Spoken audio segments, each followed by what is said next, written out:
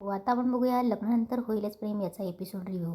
कालच्या भागात आपण बघितलं की पार्थ आणि काव्या पतंगाशी झटापटी करत असताना दोघांची पतंग कटते एकत्रच. तेव्हा काव्या बोलते, बघितलं ना देशमुख, मला आणि तुमच्या पतंगाला आणि माझ्या पतंगाला एकत्र कटणं मंजूर होतं तुमच्याकडूनच. काय ना देशमुख, प्रेमात पडलो पण दोघंही एकाच वेळी पडलो. हे बघून रम्याला आणि वसूला फार राग येतो. पार्थ काही न बोलता निघून जायला लागतो. तेव्हा काव्या बोलते, अहो ऐका तरी, संक्रांतीच्या शुभेच्छा तरी द्या. तेव्हा पार्थ बोलतो, संक्रांतीच्या शुभेच्छा. तेव्हा काव्या बोलते, काही ऐकायला नाही आलं. तेव्हा पार्थ बोलतो, संक्रांतीच्या शुभेच्छा. तेव्हा काव्या बोलते, काही ऐकायला नाही आलं. तेव्हा पार्थ तोंडावर हात ठेवून जोरात ओरडतो, मकर संक्रांतीच्या शुभेच्छा काव्या तुम्हाला, आता ऐकायला आलं. तेव्हा काव्या हसते आणि बोलते, आता ऐकायला आलं, अख्ख्या युनिव्हर्सपर्यंत तुमचा आवाज पोहोचला. पार्थ बोलणार, हे बघा काव्या पटकन त्याच्या तोंडात तिळगुळ कोंबते आणि बोलते, तिळगुळ घ्या आणि गोड गोड बोला. तेव्हा मानिनी आणि युगही हसायला लागतो. युग येतो आणि बोलतो, काय दादा, गोड आहे का तिळगुळ? तेव्हा पार्थ त्याच्याकडे रागाने बघतो. तेव्हा युग पळून जातो म्हणून. तेव्हा पार्थही चालला जातो. मानिनीला खूप छान वाटतं. ती काव्याला येऊन मिठी मारते. इकडे रम्या बोलत असते, खूप झालंय काव्याचं, हिचा काहीतरी बंदोबस्त करायलाच पाहिजे. नंदिनी तिळगुळ बनवायला घेते. तिळी घेते आणि तिळीमध्ये गुळाचा पाक ओतते आणि डायरेक्ट हात घालायला जाते तर तिला चटका बसतो. तिला चटका बसल्यावर जीवा पटकन तिचा हातात घेतो आणि त्याच्यावर फुंकर घालत असतो. नंदिनीही त्याच्याकडे बघते आणि जीवाही तिच्याकडे बघतो. तेव्हा तेव्हा नंदिनी हळूच हात बाजूला घेते. तेव्हा जीवा बोलतो की काय डायरेक्ट हात घातला सगळं, असं नाही करायचं. हे बघ, तूप कशाला आणले, हे असं तूप घ्यायचं. तेव्हा तो नंदिनीचा हात पकडतो त्याच्यावर तूप लावतो आणि बोलतो की हे तूप असं लावायचं आणि मग करायचं. तेव्हा नंदिनी बोलते, हो बाबा, तुम्हाला सगळं येतं, मला काही जमत नाही. तेव्हा जीवा हसायला लागतो आणि बोलतो, अरे मी शिकवतो ना, माझा जन्म कशाला झाला आहे तुला शिकवायला. आज मकर संक्रांतीचा दिवस आहे आणि या मकर संक्रांतीला मी शिकवेल बायकोला तिळगुळ बनवायला. तेव्हा जीवा नंदिनीच्या हातावर तिळाच्या लाडूचा तो बनवलेला सार ठेवतो आणि नंदिनीला लाडू बनवायला लावतो. नंदिनी लाडू वळत असते. तेव्हा ते दोघं एकमेकांकडे बघतात. नंदिनी बनवते पण तो लाडू बनतच नसतो, फुटतो. तेव्हा जीवा नंदिनीच्या हातावर हात ठेवून तो लाडू वळायला घेतो आणि बोलतो, काय ना, तिळाच्या लाडूला आणि नात्यांवर जास्त जोर नसता द्यायचं, तरच तो बनतो. जीवा तो लाडू बनवून नंदिनीला दाखवतो आणि बोलतो की बघ, जोडीने केलं ना तर सगळंच बनतं. तेव्हा नंदिनी बोलते, सगळं म्हणजे? तेव्हा जीवा बोलतो की काही नाही. तेव्हा जीवा मनात बोलतो, हळूहळू मिटतोय आपला अबोला. तेव्हा जीवा तोच लाडू नंदिनीला बोलतो, तिळगुळ घ्या आणि गोड गोड बोला, आणि नंदिनीच्या तोंडात तो लाडू भरवतो. इकडे रम्या तणफण करत येते आणि बोलते की काव्याना डोक्यात जाते माझ्या, तिचे ना आता मी दात पाडते. तेव्हा वसू बोलते, काव्या जरा शांत हो. रम्या जरा शांत हो. तेव्हा रम्याला फोन येतो. तेव्हा रम्या बोलते, आता ऑफिसमधून कशाला फोन आला आहे? तेव्हा वसू बोलते की स्पीकरवर टाक, मला पण ऐकायचे. तेव्हा ऑफिसमधून त्या मुलाचा फोन येतो आणि तो रम्याला बोलतो की पार्थ सर कुठे? सर विक्रम सरही ट्राय करतायत. तेव्हा रम्या बोलते की काय काय काम होतं? तेव्हा तो मुलगा सांगत असतो की पार्थ सर एका अवॉर्डसाठी नॉमिनेशन मिळाले त्यांना. तेव्हा रम्या खूप खुश होते आणि बोलते की बरोबर, तू ठेव फोन, हे अवॉर्ड पार्थलाच मिळेल म्हणून ती खुश होत असते. तेव्हा रम्या खूप खुश होत असते आणि बोलते की आई, गेल्या वर्षभरात ना पार्थने जे प्रोजेक्ट केले ना त्याच्याबरोबर मी काम केलं आहे, म्हणजे त्याला जेव्हा अवॉर्ड मिळेल ना तेव्हा तो माझं नाव घेईल ना. तेव्हा वसूही तिला दिलासा देते की घेईल ग, नक्की घेईल. तेव्हा वसू बोलते, मला असं नक्की वाटते की हे अवॉर्ड घेताना पार्थ तुझं नक्की नाव घेईल, प्रोफेशनल आहे ग पार्थ आणि मायाळूसुद्धा. तेव्हा वसू बोलते, आणि म्हणूनच मला एक आयडिया सुचली, पार्थला जेव्हा अवॉर्ड भेटेल ना तेव्हा पार्थ स्वतःहूनच काव्याला बाहेर काढेल, अशी आयडिया. तेव्हा रम्या बोलते, सांग पटकन, काय आयडिया येते? तेव्हा वसू बोलते, अगं थांब, हे बघ, मला मान्य आहे रम्या, आत्ताची संक्रांत आपली वाया गेली, पण मी लवकरच काव्यावर अशी संक्रांत आणते ना, बघच. तेव्हा जेव्हा तर डिलिव्हरी बॉयला लाडू देतो आणि बोलतो, नीट घेऊन जाय. आणि काय रे, हे अख्ख्या एरियात तूच डिलिव्हरी बॉय आहे का? तेव्हा तो जातो आणि तेव्हा जेव्हा त्याचं बोलत असतो, काही झालं ना तरी हाच येतो. तेव्हा नंदिनी येते पटकन आणि बोलते, काय झालं? तेव्हा जेव्हा बोलतो, डिलिव्हरीवाला होता, माझ्या पार्थ भैयासाठी ना मी एक गंमत पाठवली. तेव्हा नंदिनी बोलते, काय? तेव्हा जीवा बोलते, तुला का सांगू, गंमत आहे, सिक्रेट आहे आमचं. तेव्हा नंदिनी बोलते, तुम्ही तुमच्या पार्थ भैयासाठी काय गंमत पाठवली असेल ना, याचा अंदाज आहे मला. तेव्हा जीवा बोलतो, सांग बरं काय? तेव्हा नंदिनी बोलते, मग मी का सांगू? तेव्हा जीवा बोलतो, हमारी बिल्ली हमें ही म्याव हे ना स्टुडंटने प्रिन्सिपलला शिकवण्यासारखं झालं आता. तेव्हा नंदिनी बोलते, ते सगळं ठीक आहे. आज संक्रांतीच्या निमित्ताने तुम्ही मला टीचर होऊन जे तिळगुळ बनवायला शिकवलं ना, खरंच आजची संक्रांत फार गोड झाली. तेव्हा जीवा बोलतो, संक्रांत अजून संपली कुठे? तेव्हा नंदिनी बोलते, म्हणजे?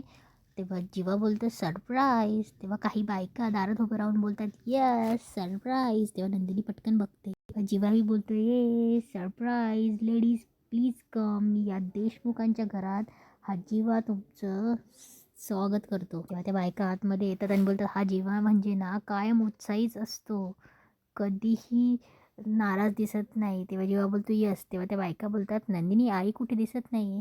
तेव्हा नंदिनी बोलते, आई बाबा बाहेर गेले. तेव्हा त्या बायका बोलतात की अगं बाई सेकंड हनीमूनला गेले की काय. तेव्हा जेव्हा जोरात हसून उठतो तेव्हा नंदिनी रागाने त्याच्याकडे बघते. तेव्हा तो बोलतो, या या या. तेव्हा त्या बायकांना जेव्हा आतमध्ये पाठवतो तेव्हा नंदिनी बोलते, हा काय कसला प्रकार आहे. तेव्हा जीवा बोलतो की माझी आई म्हणते. तेव्हा नंदिनी बोलते, काय म्हणते. तेव्हा जीवा बोलतो, लग्नानंतर. तेव्हा नंदिनी बोलते, काय होईलच प्रेम. तेव्हा जीवा बोलतो, ते तर म्हणतेच, पण लग्नानंतर सवाशीण बायकांचा हळदी कुंकू व्हायला हवं ना. तेव्हा नंदिनी बोलते, म्हणून तुम्ही सगळ्यांना हळदी कुंकूसाठी बोलवलं. तेव्हा जीवा बोलतो, अगं चिडतेस काय, कुठला नवरा असं करतो सांग. तेव्हा नंदिनी फ्लोमध्ये बोलून जाते की माझा नवरा. तेव्हा नंदिनी बोलते, अहो तुम्ही सगळ्या बायकांना संक्रांतीसाठी बोलवलं आहे, वाण आणलं आहे का. तेव्हा जीवा बोलतो, नाही. आणि जेव्हा पुन्हा टचकतो आणि बोलतो, वाण म्हणजे काय. तेव्हा नंदिनी बोलते की तुम्ही ना म्हटलं होतं की आजची संक्रांत किती गोड झाली, पण नाही, माती खाणार नाही ती जीवा कसली. तेव्हा जीवा आणि नंदिनी बोलत असतात. तेवढ्या त्या बायका बोलतात, नंदिनी काय गं, आम्ही चुकीच्या वेळेस आलो की काय. तेव्हा जीवा हसत असतो. तेव्हा नंदिनी जाते, जीवाकडे रागाने बघते आणि त्यांच्या बायकांकडे जाते. तेव्हा त्या बायका बोलत असं, ये ये. तेव्हा जीवा बोलतो की आले आले आणि हसतो. इकडे युग काव्य आणि वसू पार्थला सांगते. तेव्हा युग जोरात ओरडत असतो आणि अभिनंदन करत असतो. तेव्हा मानी बोलते, अगं काय झालं, अरे काय काय काय झालं, का ओरडत आहेत, आरडाओरडा करतायत. तेव्हा युग सांगतो की अगं आई, आपला दादा टॉप 20मध्ये आला आहे. तेव्हा मानिनीला खूप आनंद होतो, ती त्याला कॉंग्रॅच्युलेशन करते. तेव्हा वसूही बोलते की पार्थ, तुझी सगळ्यात मोठी अचिव्हमेंट आहे, कॉंग्रॅच्युलेशन बाळा. तेव्हा पार्थही बोलतो, थँक्यू आत्या. तेव्हा युग बोलतो की याच्या दादा तू माझ्याच रांगेत आला आहेस. तेव्हा पार्थ बोलतो, म्हणजे कसं. तेव्हा युग बोलतो, मी टॉप 5मध्ये आणि तू टॉप 20मध्ये, आपला नादच वेगळा आहे. तेव्हा माने बोलते, हां तू टॉप 5मध्ये आला आहेस म्हणे, तू आत्ता आला आहेस, पण दादा तुझा कायमच येतो, लक्षात आहे ना तुझ्या. तेव्हा युग बोलतो, हो हो माते लक्षात आहे, दादाचा नादच खुळा, दादाचा नाद करून चालतोय का. तेव्हा रम्याही बोलते, पार्थ कॉंग्रॅच्युलेशन्स. तेव्हा काव्या कॉंग्रॅच्युलेशन करून पार्थला गळा भेट घ्यायला जाणार, तेवढ्यात पार्थ तिचा हातात घेतो आणि थँक्यू बोलतो. तेव्हा रम्याला हे जाणवतं, वसूलाही जाणवतं. तेवढ्यात ते काव्या तिच्या बोक्याला घेऊन येते आणि अरे बोलते, अरे बोकुडी, माझ्यासोबत राहून राहून तू खूपच पुढे गेलायस की आयुष्यात. तेव्हा काव्या त्या बोक्याला पकडते आणि बोलते, हे बघ, जसा तू टॉप 30मध्ये आलास, तसा आता टॉप 20मध्ये आलास, तसाच आता टॉप 10मध्ये पण येशील. आणि मग टॉप 10मधून अगदी टॉप 1 हो, नंबर 1. कॉम्पिटिशन कमी नाही आहे, पण आमचा बोकाही काही कमी नाही आहे. तेव्हा वसू काव्याकडे बघते आणि बोलते, काय बावळट ही मुलगी, इथे आपण पार्थचं कौतुक करतोय आणि ही त्या बोक्याशी बोलत बसली आहे. तेव्हा पार्थ बी फ्लोमध्ये बोलला जातो की माझ्याशीच बोलतायत त्या. तेव्हा सगळे बघायलाच लागतात पार्थकडे. तेव्हा वसू बोलते, तुझ्याशी. तेव्हा काव्या बोलते, सही जवाब. तेव्हा पुन्हा त्या बोक्याला घेते आणि बोलते की बघ, कळतं सगळं बोक्याला. बरं चला, सगळ्यांचं कॉंग्रॅच्युलेट करून झालं असेल तर आपण करूया. तेव्हा काव्य आहे ते आणि रम्याला शुक करून बाजूला करते आणि हात पुढे करून बोलते, कॉंग्रॅच्युलेशन देशमुख. तेव्हा पार्थ तिचा हातात घेतो आणि बोलतो की थँक्यू. पार्थ काव्याने दिलेला हात सोडायला लागतो. काव्य त्याचा हात घट्ट पकडते. पार्थ पुन्हा खेचायचा प्रयत्न करतो. काव्य त्याचा हातच सोडत नाही. तेव्हा काव्य बोलते, छोडना नहीं, हात छोडना नहीं और किसी को छोडना नहीं. पार्थ हात सोडवून घेतो. तेव्हा काव्या बोलते, ठीक आहे, 3 चेअर्स फॉर पार्थ देशमुख. तेव्हा ती हिपी फुर्रे करते आणि मानिनी युगही तिला साथ देतात. तेव्हा काव्या युगला थोडा डोळा मारते. तेव्हा युगही तिला साथ देतो. तेव्हा काव्य बोलते, काय आहे ना, तिच्याकडे जो बोका असतो ना त्याला पकडते आणि काव्य बोलते, काय आहे ना, पार्थ देशमुखांचं क्रेडिट त्या बोकुडीला पण द्यायला पाहिजे ना, कारण की याचा पायगुणी असंच समजा. तेव्हा रम्याला चिड येते. रम्या बोलते, काय बोलते ही मूर्खासारखं, हा बोका घरात काय आला आणि हा बोका 20मध्ये गेला तेव्हा मानेनी युग आणि ते सगळे हसायला लागतात. तेव्हा रम्या चिडून बोलते, ए दीडशाने, म्हणजे तुझ्या त्या 100 रुपयाच्या निर्जीव मांजराला किंमत आणि आमच्या मेहनतीला काहीच नाही. मानी बोलते, ए तुझं काय मध्ये, हा पार्थने अर्थात मेहनत घेतली, तुझं काय मध्ये आलं. तेव्हा रम्या बोलते, मामी अगं मी ऑफिसमध्ये जाऊन तेवढ्यात युग बोलतो, अगं रम्या सगळं मान्यावरती असतं ग, पार्थ दादाची मेहनत तर आहेच पण बोकुडी इज अ चांप. बोलते यस. युग आणि ती एकमेकांना टाळी देतात. तेव्हा काव्या बोलते, आहेच माझी बोकुडी चांप. तेवढ्यात ते हसायला लागतात. तेवढ्यात आशा पार्थसाठी पार्सल घेऊन येते आणि बोलते, पार्थ दादा तुमचं पार्सल. पार्थ पार्सलमधून चिठ्ठी काढतो. तेव्हा मानिनी बोलते, काय कोणाचं आहे पार्सल चिठ्ठी. तेव्हा पार्थ बोलतो, जीवाची. तेव्हा मानिनी बोलते, वाच ना. तेव्हा पार्थ बोलतो, वाचतो, मिस यू देशमुख फॅमिली आणि मिस यू टू बडे भैया.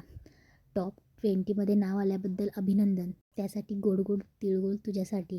तेव्हा मानिनी बोलते, बघा आपल्या घरात गोड बातमी आली आणि सगळ्यात आधी तिळगुळ गोड गोड गोड तिळगुळ तुझ्या भावाने दिला आहे तुला पार्थ. त्या पार्थ हातात त्या चिठ्ठीला किस करतो.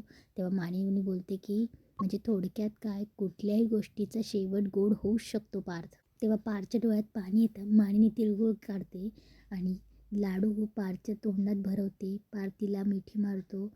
पार्थच्याही डोळ्यात पाणी असतं आणि सगळ्यांना खूप छान वाटत असतं. पण रम्या आणि वसूला खूप चीड येत असते.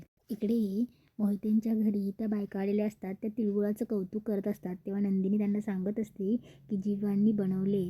तेव्हा त्या बायका कौतुक करत असतात की एवढे छान तिळगुळ तर आपल्यालाही नाही येत.